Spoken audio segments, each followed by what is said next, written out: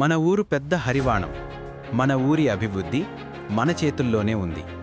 కానీ చాలాసార్లు మనకు ఉన్న సమస్యలు వీధి లైట్లు, నీటి లైన్లు, రోడ్లు ఎవరో ఒకరు వస్తారు, పరిష్కరిస్తారని ఎదురు చూస్తుంటాం.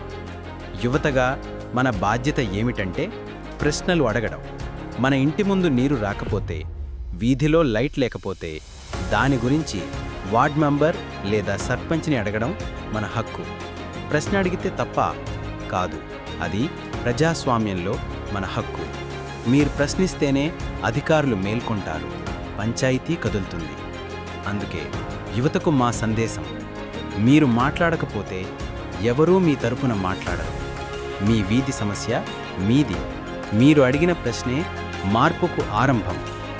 మన ఊరు మన బాధ్యత, మన మాటే మన బలం.